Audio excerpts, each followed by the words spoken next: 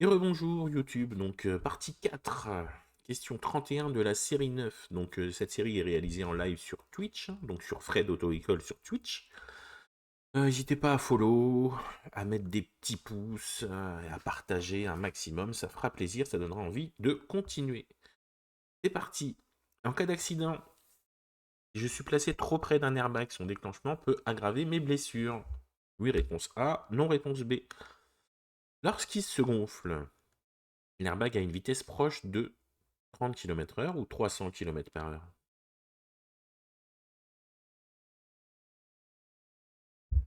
Alors évidemment, ça peut aggraver mes blessures si je suis trop près. Et il se gonfle à près de 300 km/h. Donc c'est pour ça qu'il ne faut pas être trop près comme ça quand vous conduisez, hein, parce que sinon vous le prenez en pleine tête. Il ne faut pas mettre les pieds quand on part en vacances sur le tableau de bord, parce que sinon, du coup, vous prenez les genoux dans le nez, vous pétez vos jambes, etc.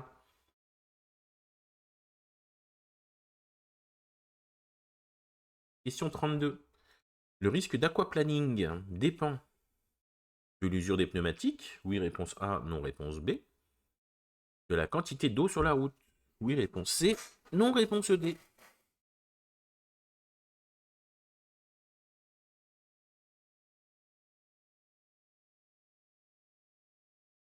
Les bonnes réponses sont A, évidemment. Plus les pneus sont usés, moins les rainures évacuent de l'eau, d'accord? Parce qu'il y a des rainures exprès.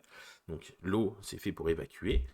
Et puis plus il pleut, forcément, plus il y a d'eau à évacuer et plus c'est compliqué. Donc voilà les éléments qui peuvent décrocher un aquaplaning. Et qu'est-ce que l'aquaplaning ou l'aquaplanage, comme ils appellent ça? Eh bien c'est simple, c'est vos pneus, ils n'arrivent pas à évacuer la quantité d'eau. Et en fait, vous êtes, par rapport à vos roues qui sont sur le sol, là, vous vous faites surélever comme ça. En fait, vos roues ne touchent plus le sol. Il y a une pellicule d'eau entre le sol et vos roues parce que vous n'arrivez pas à évacuer.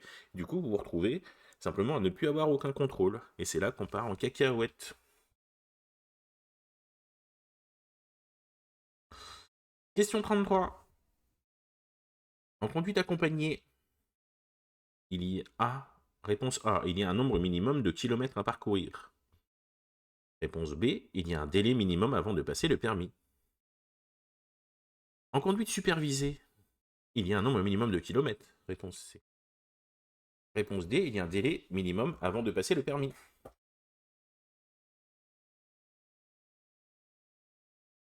Alors, en effet, en conduite accompagnée, il y a un minimum de kilomètres à parcourir. Vous devez faire vos kilomètres avant de passer. Et il y a un délai minimum de 1 an avant de passer le permis. D'accord? Et là, il faut 3000 km environ. Minimum. Par contre, en supervisé, donc du coup, il n'y a pas de minimum de kilomètres à parcourir. Et il y a un délai minimum avant de passer le permis. Donc la conduite accompagnée, c'est quoi? La conduite accompagnée, c'est à partir de 15 ans. À partir de 15 ans, vous pouvez partir avec vos parents, un oncle, une tante, enfin n'importe qui. En fait, une personne qui a le permis depuis plus de 5 ans, et vous avez le droit de rouler avec, après avoir fait la demande auprès de votre auto-école, évidemment, et demande au niveau de l'assurance. D'accord? En conduite supervisée. La conduite supervisée, en fait, c'est pour les gens qui vont bientôt passer le permis. C'est-à-dire avec malheureusement les délais d'attente maintenant pour passer les permis, des fois, du coup, ce qu'on peut faire, c'est qu'une fois qu'on a validé l'autoroute, qu'on a au moins minimum 20 heures de conduite et qu'on a validé au moins l'autoroute, on peut faire un rendez-vous préalable avec une personne dans la voiture qui dure 2 heures. Et à la fin de ces 2 heures, on vous donne un papier, donc attestation, hein, d'accord? Et avec cette attestation, vous pouvez faire la demande à votre assurance et rouler en toute légalité avec une personne qui a le permis depuis plus de 5 ans et qui n'a pas eu de suspension de permis, c'est-à-dire jusqu'à votre date de permis, pour passer votre permis, d'accord? Et vous pouvez le faire également si jamais malheureusement vous ratez votre permis et que le délai d'attente est trop long, si vous ratez le permis, pareil, vous demandez à votre auto-école qu'on vous fasse en conduite supervisée et ça vous permet de conduire un petit peu en dehors de l'auto-école et de continuer à vous entraîner.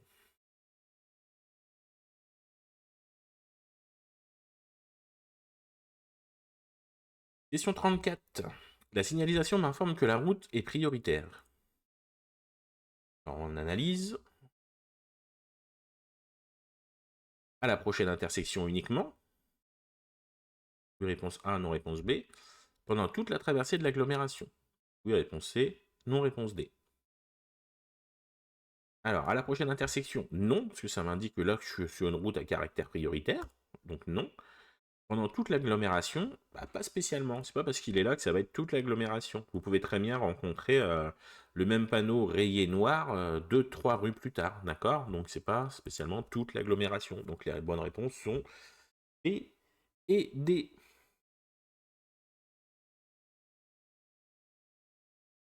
Question 35. La nuit, l'évaluation des distances est faussée. Oui, réponse A, non, réponse B. L'évaluation des vitesses est faussée. Oui, réponse C, non, réponse D.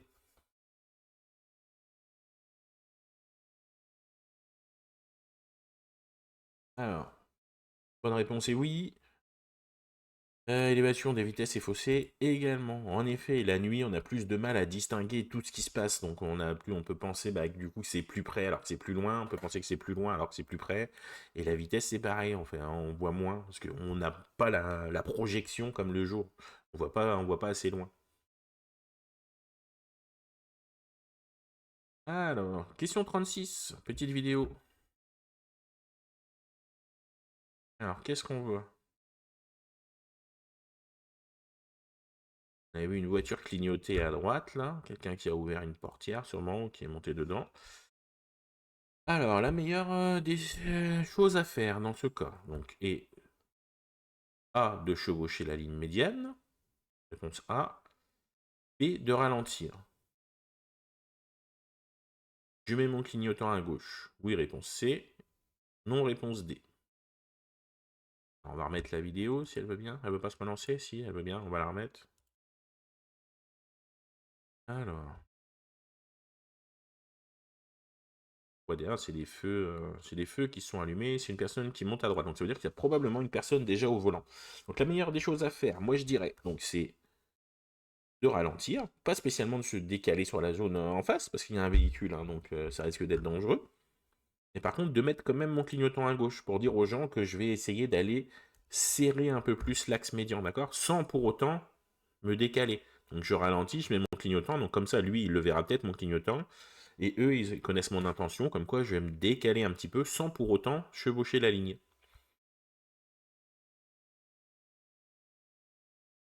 Donc B et C. Question 37. Transporter un enfant allongé sur la banquette arrière est sans danger. Pour l'enfant, oui, vrai, réponse A, faux, réponse B. Pour les autres occupants, vrai, réponse C, faux, réponse D. Est-ce que c'est sans danger?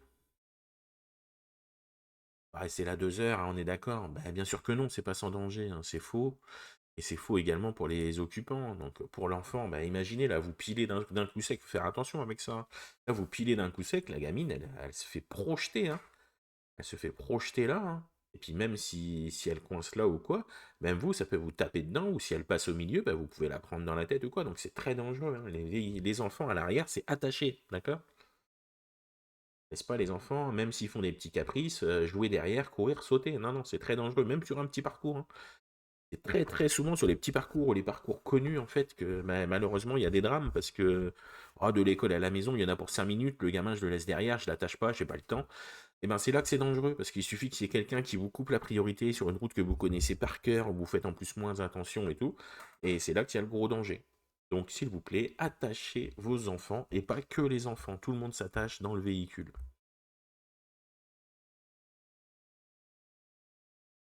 Question 38.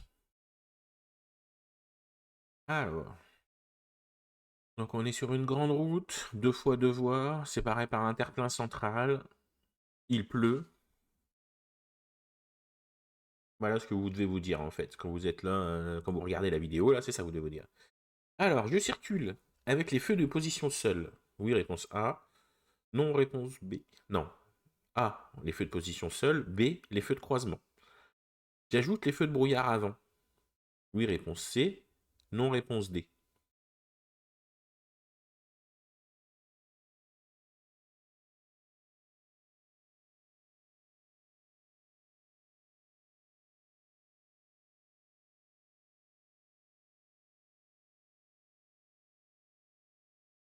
Et regardez là, pour pas vous faire avoir, regardez cette réponse là. Une seule réponse est possible. A. Donc du coup, dans ce cas, on fait quoi? On doit être au minimum en feu de croisement, d'accord? Là, en l'occurrence, les feux de brouillard ne sont pas obligatoires, cette série-là. Donc là, question 38, réponse B, les feux de croisement. Et même moi, j'étais en train de réfléchir à me dire, je mets les feux de brouillard ou pas? À l'avant. Mais à l'avant, il n'y a pas besoin, hein. Pas beaucoup de brouillard. À savoir qu'à l'arrière, c'est que quand il y a du brouillard et de la neige. Donc à l'arrière, c'est sûr, c'était pas ça. Et à l'avant, brouillard, neige, pluie, mais quand la pluie est très dense et qu'on voit vraiment pas grand chose. Donc là, du coup, en l'occurrence, réponse B, juste les feux de croisement. Et bon. Et je vous jure que si j'avais pas lu une seule réponse, j'allais me faire avoir également. Et voilà, c'est ce qu'ils disent. La pluie n'est pas assez forte pour que leur allumage soit justifié à l'avant. Et à l'arrière, ils sont toujours interdits par temps de pluie. Franchement, ils auraient dit deux. Ils auraient dit qu'il y avait plusieurs réponses. J'aurais mis feu de brouillard avant. Mais là, en l'occurrence, il n'y en avait qu'un, et c'est vrai qu'il ne pleut pas non plus super, super fort. On arrive à la question 39, donc n'hésitez pas à mettre des petits pouces, à follow la chaîne, à partager s'il vous plaît, ça fera plaisir, comme ça me donnera envie de continuer, et de venir nous voir en live hein, sur Fred Auto École, sur Twitch, comme ça vous pouvez faire les séries en live. Donc vous n'hésitez pas à follow, et puis je les fais en règle générale, si je peux, le dimanche soir, et sinon, bah là, comme aujourd'hui, par exemple, on est mardi, ça n'arrive pas le mardi, bah, il est mardi midi, et je fais une série de codes en live. Comme ça, après, je peux vous les poster sur YouTube et j'espère que ça vous aide. Alors, il est plus facile pour les secours de localiser un appel passé depuis un téléphone portable ou depuis une borne d'appel d'urgence.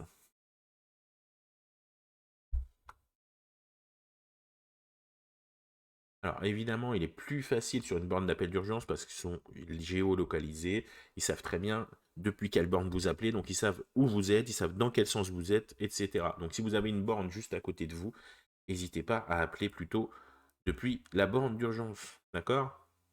À savoir qu'il y a une borne d'urgence sur l'autoroute, normalement tous les 2 km.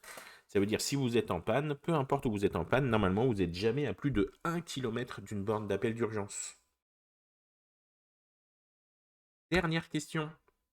L'utilisation d'un téléphone en conduisant est relevée dans un accident corporel sur 2, un accident corporel sur 10, un accident corporel sur 50. Réponse D, un accident corporel sur 100.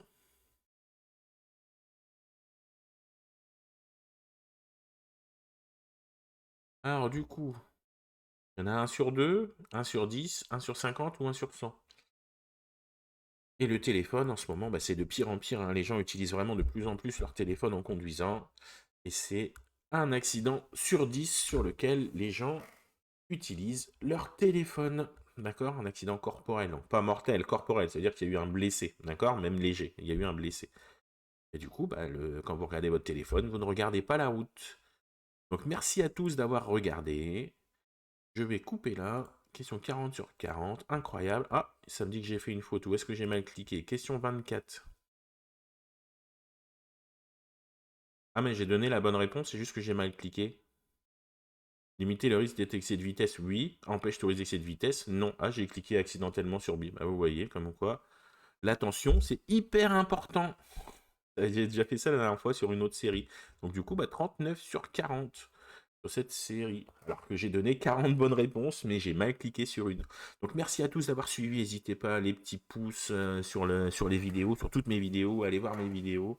Follow la chaîne.